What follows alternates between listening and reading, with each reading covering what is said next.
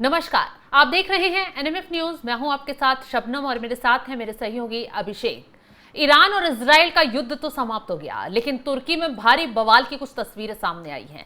तुर्की बुरी तरह जल रहा है, सड़कों पर लोग उतरे हुए हैं और पत्थरबाजी तक की जा रही है। एक कार्यालय है जिसके आगे खड़े होकर लोग जमकर नारेबाजी कर रहे हैं, एर्दोगन सरकार पर सवाल उठा रहे हैं और पुलिस प्रशासन पूरा उन्हें घेरने की कोशिश कर रहा है। अब मामला क्या है वो विस्तार से आपको बताते हैं, ग्राफिक्स के जरिए पूरा मामला आपको बताएंगे। दरअसल हुआ यह है कि लेमन पत्रिका में दो व्यक्तियों के कार्टून को दिखाकर पैगंबर मोहम्मद पर टिप्पणी की गई।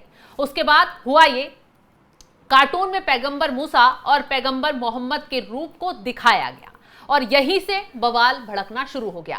कार्टून में दोनों आसमान में एक दूसरे से हाथ मिलाते हुए नजर आते हैं और नीचे जमीन पर एक जलता शहर और मिसाइलें दिखाई देती हैं।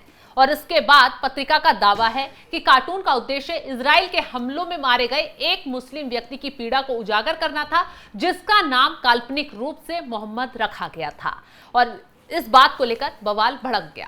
पत्रिका ने विवाद के बाद दावा किया है कि इस कार्टून का पैगंबर मोहम्मद से कोई लेना देना नहीं है, लेकिन लोगों ने इसको लेकर काफी हंगामा मचा दिया, बवाल खड़ा कर दिया। हालांकि इस मामले में वहां की पुलिस ने कार्रवाई करते हुए 3 लोगों को गिरफ्तार भी कर लिया है और जो लेमन पत्रिका है उसके कार्यालय को लेकर भी कोई बड़ा एक्शन लिया गया है। लेकिन जिस तरीके से बवाल सड़कों पर नजर आ रहा है, उसके बाद सवाल ये उठ रहा है कि क्या ये किसी की साजिश थी? क्या तुर्की को जलाने का एक प्लान शुरू किया गया? क्योंकि जिस तरीके से मुस्लिम, यहूदी, ईसाई विवाद को उजागर किया जा रहा है और ईरान इजराइल के बीच कहा जा रहा था इस एंगल पर भी लड़ाई हो रही है, ऐसे में अब तुर्की अगला निशाना है। तो इसी पर चर्चा करेंगे। अभिषेक, जिस तरीके से तुर्की में अचानक ये बवाल खड़ा हो जाता है, हालांकि कार्रवाई भी होती है, पत्रिका की सफाई भी आती है, उसके बावजूद तुर्की में जो बवाल देखने के लिए मिल रहा है, सड़कों पर हजारों लाखों लोग उतरे हुए हैं, ये किस और इशारा कर रहा है?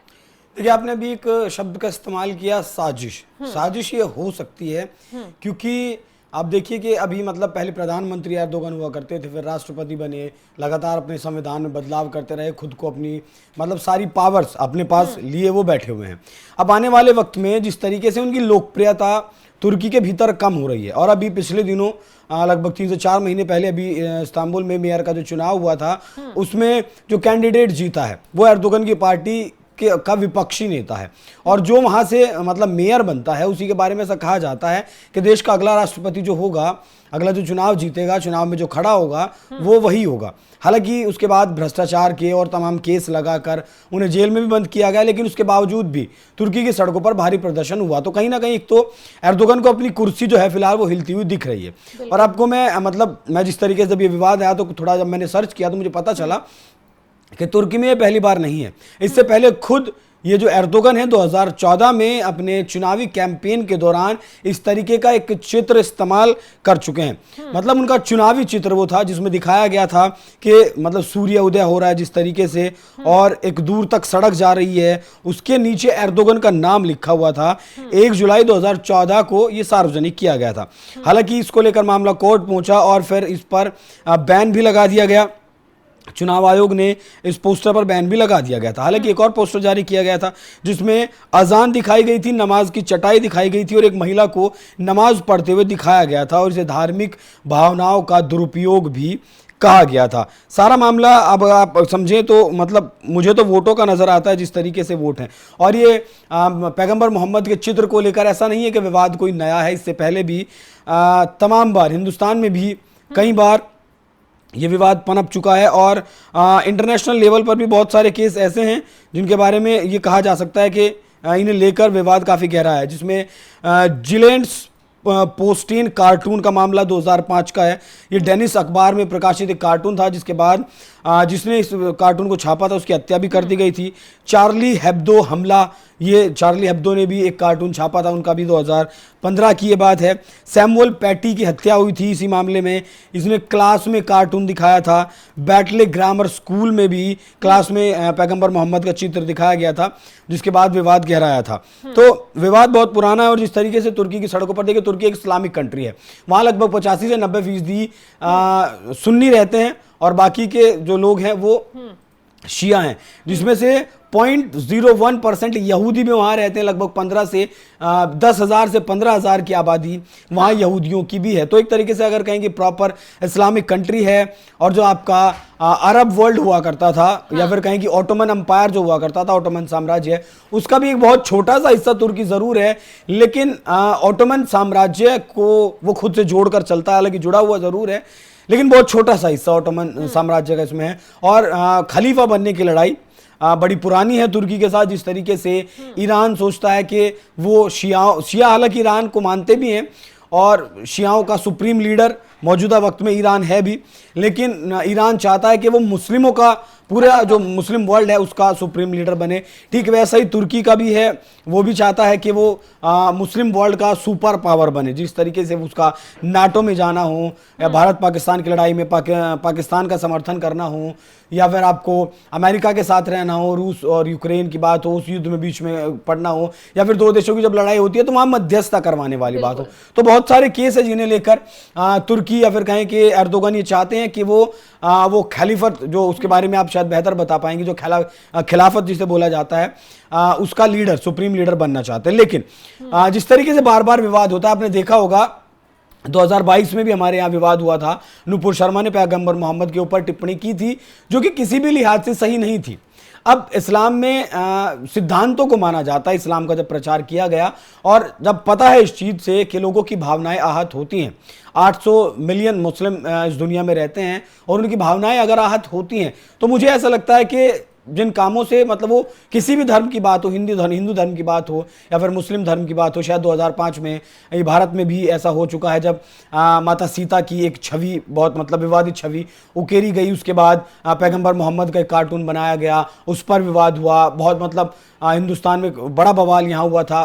एक पुस्तक है शायद रंगीला रसूल करके, उसका जो ऑथर थे राज शाह, कुछ उनका नाम था, उनकी भी हत्या कर दी गई थी। तो इस तरीके के विवाद जब होते हैं, इन चीजों से शायद मुझे लगता है कि बचना चाहिए। बाकी एर्दोगन क्या कोई यहाँ पॉलिटिकल स्ट्रेटजी बना रहे हैं, क्योंकि 2014 में मैंने आपको बताया कि अपने चुनावी कैंपेन के दौरान वो इस तरीके का पोस्टर इस्तेमाल कर चुके हैं। क्या ये उन्हीं की साजिश है, एक बार फिर से धर्म के नाम पर लोगों को एक करना और चुनाव जीतना? क्योंकि आसिम मुनीर को आपने देखा होगा, कश्मीर के नाम पर वो लोगों को एकजुट कर रहा है, टू नेशन थ्योरी के नाम पर वो लोगों मुसलमानों को एकजुट कर रहा है, कह रहा है कि हिंदुओं के साथ नहीं रहना है। ठीक वैसे ही यहूदी और मुसलमानों के बीच कहीं एक बार फिर से जंग को भड़काकर, जिस तरीके से ईरान और इजराइल हुआ, कहीं अपना उल्लू सीधा तो एर्दोगन नहीं कर रहा है पॉलिटिकल माइलेज लेने के लिए। पॉलिटिकल माइलेज लेने के लिए हो सकता है मुझे इस बात के संकेत शबनम ज्यादा मिलते हैं। बिल्कुल। तो जिस तरीके से अभिषेक तुमने कहा कि तुर्की खलीफा बनने की कोशिश में लगा है, तो दूसरी तरफ ईरान इजराइल का जब युद्ध हुआ था तो तुर्की कहीं ना कहीं अपने आप को सेव करता हुआ नजर आ रहा था, क्योंकि उसे डर था कि कहीं आग की लपटें उस तक ना पहुंच जाए। क्योंकि हमने आपको बताया था, इजराइल का एक मैप जारी किया गया था, ग्रेटर इजराइल का,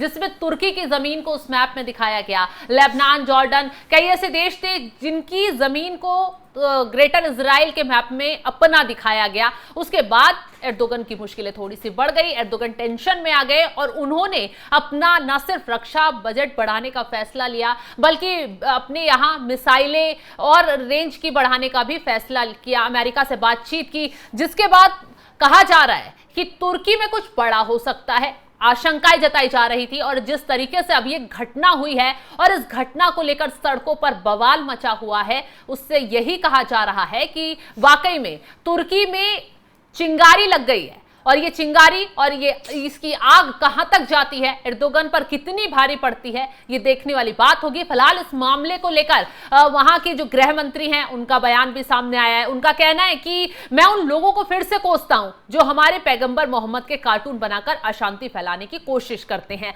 हालांकि इस मामले में साफ यही कहा जा रहा है कि जो भी धर्म को आड़ बनाकर इस तरीके की हरकत करता है वो गलत है, इसका ना हम समर्थन करते हैं ना और भी लोग समर्थन करते हैं। लेकिन कुछ लोग ऐसे हैं जो ऐसी हरकतें कर देश में साजिश फैलाने की, देश में भड़काने की, मुद्दों को भड़काकर हिंदू मुस्लिम का या ईसाई यहूदी हर चीज में दरार डालने की कोशिश करते हैं। हालांकि इस मामले को लेकर कैसे एर्दोगन फंस गए हैं, कैसे वहां के लोग सड़कों पर उतरकर नारेबाजी कर रहे हैं और वो शांत होने का नाम नहीं ले रहे हैं, अब ये लड़ाई कहां तक जाती है ये देखने वाली बात होगी। फिलहाल इस खबर को लेकर आप क्या राय रखते हैं कमेंट कर जरूर बताएं और तमाम खबरों की अपडेट के लिए आप हमारे साथ जुड़े रहें। नमस्कार।